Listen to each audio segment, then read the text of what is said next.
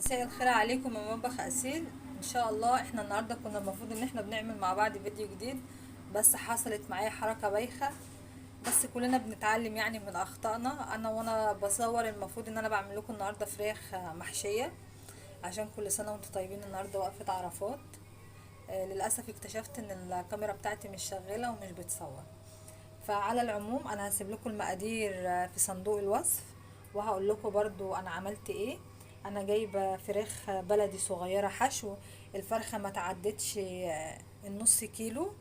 جبت 3 فرخات، وجبت كوبايه ونص من الرز المصري او الفريك، كل واحد حسب ما يحب. غسلتها كويس جدا ونقعتها. وجبت بصلايه كبيره وفرمتها، وحطيت لها حته الزبده. ونزلت بعد كده اهوت بالبصلايه المفرومه بتاعتي، وبعدين الكوبايه ونص رز. ونزلت بقى معلقه بهارات صغيره، معلقه جوز الطيب صغيره، فص من المستكه، ونص مكعب من الماجي. ادي المقادير بتاعه الرز، وزي ما بقول لكم برده هسيبها لكم في صندوق الوصف ان شاء الله. وبعدين استنيت لما الرز بتاعي برد، وقمت حشيت الفراخ بتاعتي بالشكل الجميل اللي انتوا شايفينه دوت. وخلصت الفراخ بتاعتي بعد ما حشيتها بقى بالشكل دوت. هنظبط الكاميرا مع بعض بعد ما ظبطناها تاني. هنروح بقى دلوقتي على النار، وابتدي اوريكم ازاي هندي صدمة للفراخ بتاعتنا. دلوقتي جبنا الحلة بتاعتنا على النار، وهنزل بمكعبين من الزبدة.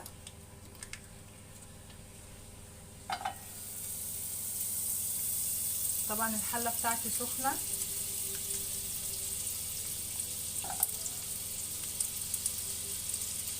وبعدين هنزل بالفراخ بتاعتي عشان اديها صدمة.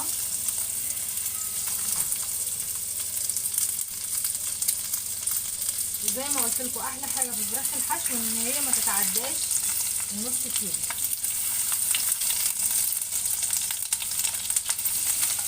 شايفين بقى اللون الجميل للفراخ. الفراخ بتاعتنا خدت صدمة كويس جدا، زي ما انتم شايفين اللون الجلد الفظيع دوت. هنزل بقى بالمية المغلية بتاعتي.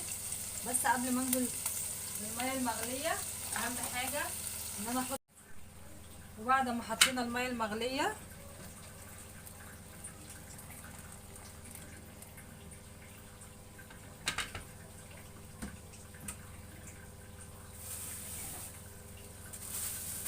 هنضيف بقى وحدتين كبة صيني بالشكل دوت.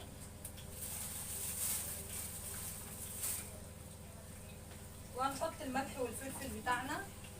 حطينا فلفل من الحصى والملح. وهنغطي على الفراخ بتاعتنا عشان تستوي، وبعدين اوريكم الشكل بتاعها. وتاني طبق هنعمله مع بعض. والنهارده هنعمل مع بعض صينيه رقاق طري. اغلبيه الناس متعرفين جدا عن الرقاق الناشف، لكن في ناس ما بتعرفش تعمل الرقاق الطري وبتلف اللور بس. النهارده معايا حبايه بصل، معايا حبايتين من الطماطم، معايا قرن فلفل، معايا ربع كيلو مفروم. وعلى ما الفراخ بتاعتنا ما تخلص يلا بينا نعمل صينيه الرقاق الطري بتاعتنا. هنعمل مع بعض اللحمه المفرومه بتاعتنا.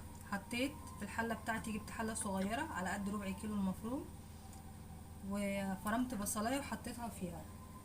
وادي الفلفل بتاعي بعد ما قطعته، ومعاه الطماطمايه. اخدنا اللحم بتاع الطماطم وسيبنا الجلد.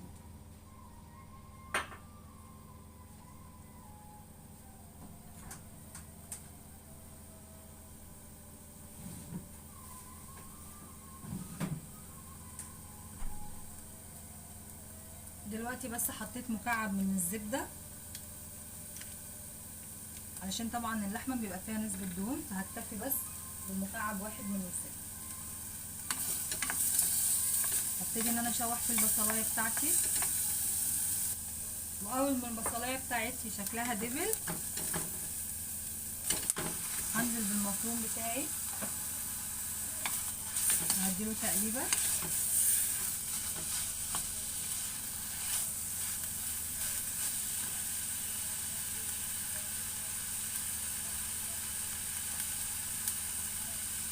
وبعدين انزل بالفلفل بتاعي والطماطم.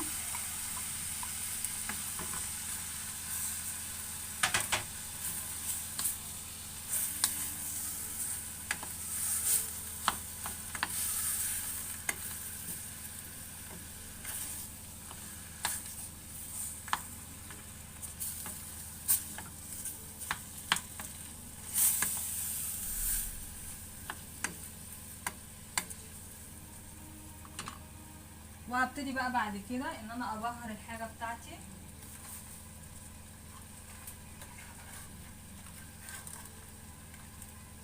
احط معلقه صغيره من البهارات،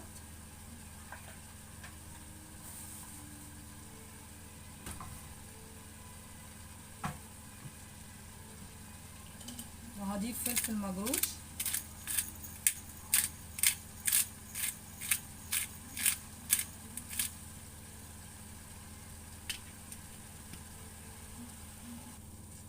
وهضيف رشه بابريكا. ودلوقتي بقى هنغطي على المفروم بتاعنا يستوي. يلا بينا نخرط الملوخيه بتاعتنا عشان نعملها جنب الفراخ وصينيه الرقاق. دلوقتي هنبتدي بقى ان احنا بعد ما خلصنا العصاق بتاعنا هنشتغل صينيه الرقاق. اول حاجه طبعا هننزل بالسمنه،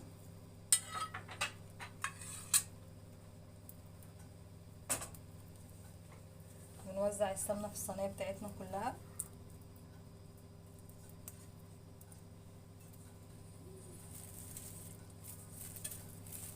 والحروف،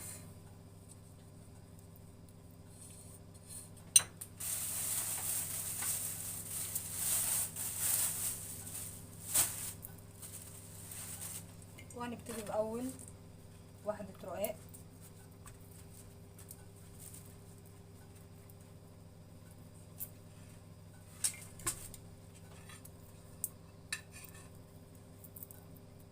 وبعدين معلقتين من السمنه، يعني طبقه رقاق وطبقه سمنه او زبده او زيت، لو كل واحد بقى حسب ما بيحب. يعني في ناس بتحب الحاجه تبقى هيلتي ومش تقيله، هتحط زيت.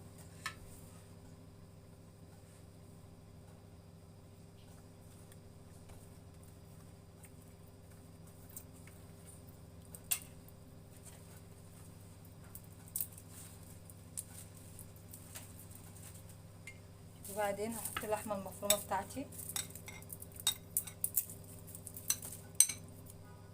ابتدي ان انا اوزع.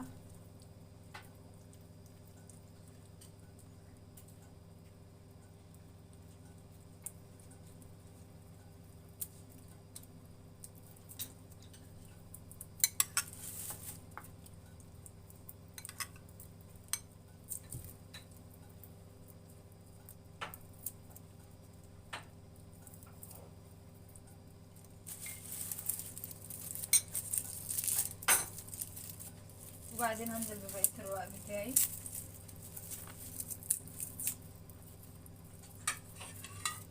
وبعدين هضيف تاني معلقه من السمنه،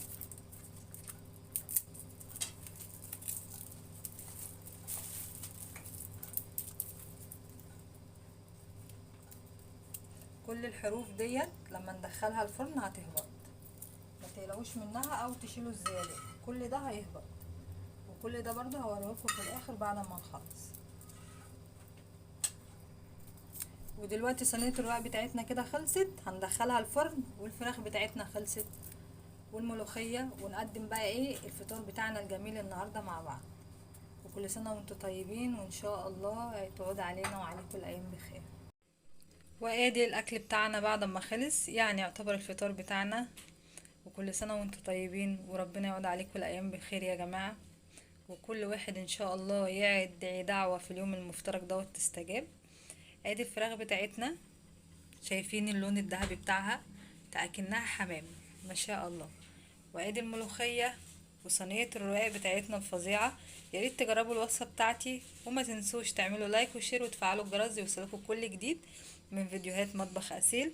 وان شاء الله اشوفكم في فيديو جديد. مع السلامه.